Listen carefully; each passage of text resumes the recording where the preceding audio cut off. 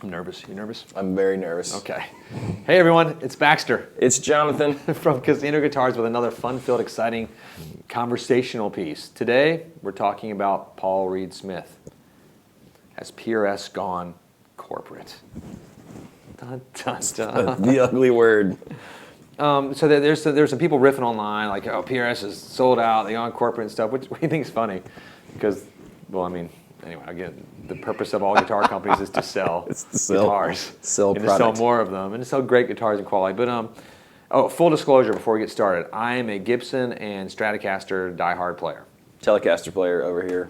And Strat, but mostly Tele. I do not own a PRS guitar. Do you own one? I do not. I plan on owning one. I just don't own one yet. I just have to convince my wife because it's an expensive one that I want to own. It's true. So, and if any of you are watching this out in Wonderland out there too, and like you own a PRS, we'd love to get your feedback on it. If you've owned a PRS, if you own some other guitars we're going to talk about, a Gibson, or a Fender, which I mean, spoiler alert, we love all guitars that are built well. So that's that. So let's talk about corporations and corporate. So boutique word comes into play a lot when you talk about this. So and I feel like that's gotten cloudy. Like, what is boutique? It used to mean something like we knew what it was. Like boutique now is, I would think of like, a boutique guitar is something that's, built primarily by hand. It's crafted. There's some machining, obviously, because there's metal parts and whatnot. But like you said, boutique has become like the word indie music. Yeah, it's like a style almost, not a small shop anymore. It's like there's a trend of certain things. Oh, this looks like a boutique guitar. Well, let's tackle that idea first. So I'll ask you. Do you think PRS is a boutique guitar company? I don't. I know. God, everyone calm down. So when we do these conversations, we don't prep it. We talk a little bit before, hey, we're going to talk about this. And so I don't know what Jonathan's going to say. He definitely doesn't know what I'm going to say. No, because I could go off on a tangent about Garfield cartoons or something, which was last night. Yeah. But okay, so you don't think it's a boutique company I don't anymore? think it's a boutique company. Okay, tell me why. I think once you have an import line, you're too big to be boutique. Okay, too big to be boutique. I think the SEs are amazing. They kill their price point. I don't know that there's anything better in that price point, but I think just that. So you're talking about like the SEs like from $499 up to the Yeah, $499, $800, that sort of range. Yeah, so if you own an SE out there, let us know what you think about that too, because Yeah. we have been selling the PRS SEs like just the $499 ones are absurd. They're killer. I mean, they're. I don't think any guitar on the market beats it. I'm a Fender guy and a Gibson guy. Right, but still, It's tough to beat. Fender, because what do they have? Fender in that price range has the Mexican-built Duosonics and the Mustangs, which, I mean, honestly, quality control now was a little bit iffy. It wasn't we had a lot of issues. Phenomenal. We sent a few back with pickup things. Pickups and not jacks was and the it was the toggles. Yeah, toggle it was the switch. Yeah, pickup switcher. So. Cool guitar is cool, but the PRS one's pretty spectacular. Well, it's like we talked about. I think even the imports go to Maryland, right, and hang out, and they set them up. They take them out of the box. They set them up. I know. So yeah, that's the trick with So they bring that's a whole other story. We'll get into that a little bit later. So let's go back to boutique a little bit. Boutique. So when I think of boutique, I think of a small shop, a guy building guitars by hand. I think of let's think of some small shops that have sort of grown into bigger ones like Huss and Dalton. Callings, I still think of as boutique, but they're pretty big. They're pretty now. big though. It's a big operation. They're right. cranking out. But yeah, they were definitely on the sort of probably leading edge of boutique, I would say. Right? I mean, if we're going back to indie music, they're kind of like like some of the old indie stars like on Pavement. Right. Like Pavement. But even though I guess they're what? Don't get me wrong. Guided by Voices or like if you're emo, like Elliott Smith and whatnot, like the kings of that indie world when indie was a thing. But then they've survived the trends and they've become sort of a behemoth boutique company of their own. Then let's get into the core pieces and whatnot of what PRS produces. So they produce a pretty spectacular, what is it, like they're starting around 36. You can get some for a little bit like a DGT without the birds and the moons, can be like closer down to 34s and whatnot. So depending on the reverb and the used markets, you can find them for quite a bit less sometimes. Right. So you're getting a pretty hand-built machine there too. I mean, they're amazing quality guitars. I mean, the craftsmanship is stellar on them, I'd say. I mean, it's just Are they built by 5 guys in a tiny shop? No. Not anymore. No, but then that leads us into like, what is a corporation? What is a boutique? Like, Right. so is PRS a corporation? Well, they're not a corporation. They haven't gone Right. corporate. They're a company. Yeah. The same as this guitar shop's a Sure. company. Well, it's a little bit better. I would like to have that company, You probably do it. Yeah. And but it's different though. But so what is a corporation? We sell all these guitars. We've met with all these guys. Like, so I like to use Fender because a lot of people think of Fender as this massive corporation, which it's a big company, a big corporation.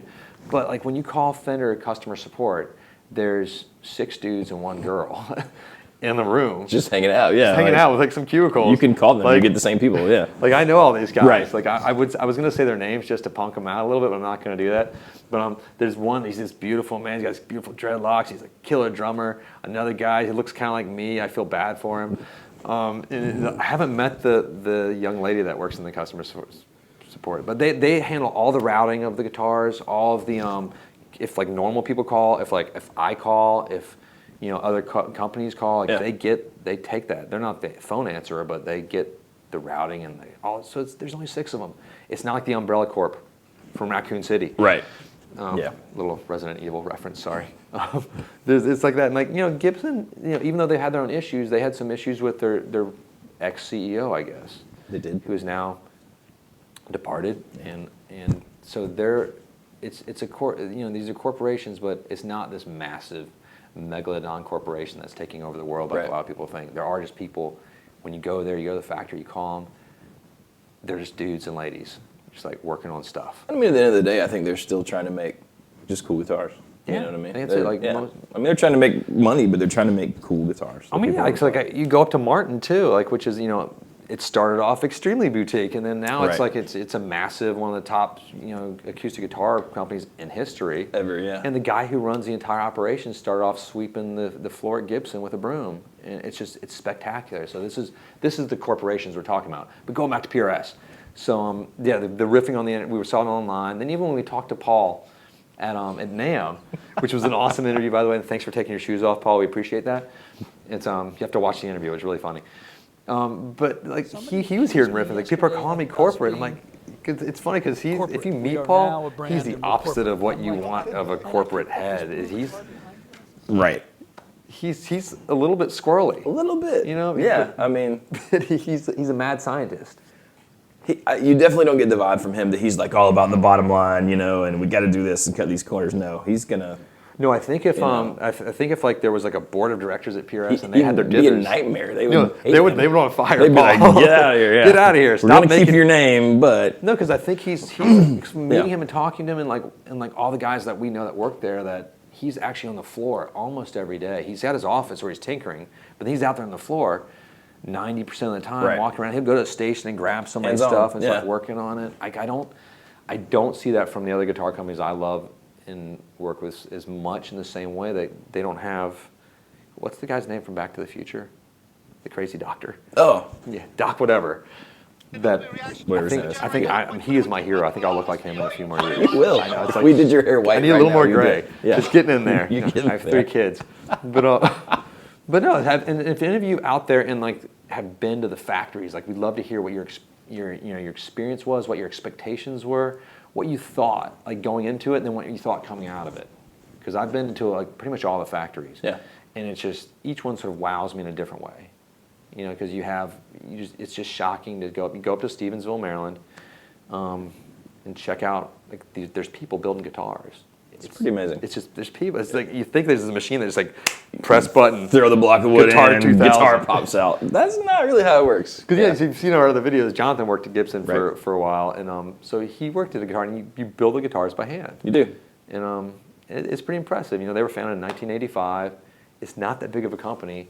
And another thing that I think is funny is like when we do orders as a guitar shop, we send our orders in through our reps, and our rep at PRS is like phenomenal. I will say his name's Clay. He's actually cool. Not all reps are created equal. But like he comes in, he works with us, helps us figure out what we're gonna like stock, and helps us like with the new lines coming in. And he's just a fun guy. He knows about guitars. Yeah. But when I give him an order, I don't even know if I've told you this.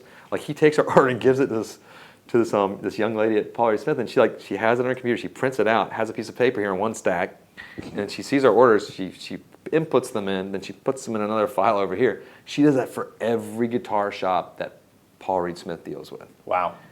It's archaic, but fantastic at the same point. Yeah, that is kind of, I mean. What's neat is that everything is amazing. Even like when they order guitars, I just think it's funny. So I don't know. So I think that the idea of PRS being corporate, I'm going to say, are they boutique? I don't think they're boutique. No. Do they make a killer guitar? Amazing, phenomenal, wonderful craftsmanship, awesome guitars. Are they corporate? I'm going to say no. I don't think so. Because you have like mad scientist Paul running around. And the thing we were talking about earlier before we started shooting this was the expectations from a PRS, besides it being gorgeous. You know, we all know that. We look back here and we see some of these like, oh, they're like, amazing. Everyone's spectacular. From the SE lines to like the core pieces. All the way up. But besides that, it's when you open the box up for your $4,100 to like, you know, $5,000 to $10,000 private stock, they're set up properly. They play out of the box immediately. They're intonated. They play in tune. When I hit the whammy full force and pull it back in, it doesn't catch in the nuts and saddles or anything. It's just like the action's just right. We have never had to touch a core piece, and maybe we've had to touch one SE. And I think one SE out of like the hundreds of SEs we've seen has come without a truss rod cover. Right. And I was like, oh, that's it. Like we've seen guitars come from other companies like Fender included. I love Fender. And Gretsch. Companies we love, but like because the Gretsch, you know, you're buying a $3,500 guitar sometimes, and we have to set up every Gretsch Pro we get usually because it's coming from Japan. Right. But you said it earlier, PRS's import line is still coming from overseas, and they unbox them all. They play them. It's about a 40-day period in Stevensville before they ship them to us, which is, I think, another. It's kind of insane when you think about it. It costs them a lot of money to do that. It does, but man, it pays off in the quality of the guitars and the playability of the guitars. So hopefully my wife will see this video and she'll be like, I think you should have get one. You should get a PRS. You should get that core semi-hollow body copperhead non-wrap that you're talking about getting, Baxter. I support it. Thank you.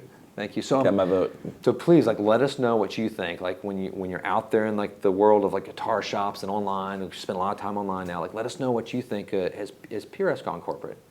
Are they boutique? Let us know what your thoughts are on boutique. We're like, curious. Like, we love it. We respond to almost every comment, even your really snarky ones, because it's okay. Like that's the passion of it. We want to hear, like, you know what? Right. If you're a Gibson diehard and you just hate PRS, which is crazy to me to hate another guitar company, that's good.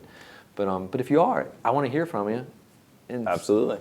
And if you want to like attack Jonathan for not working at Gibson anymore.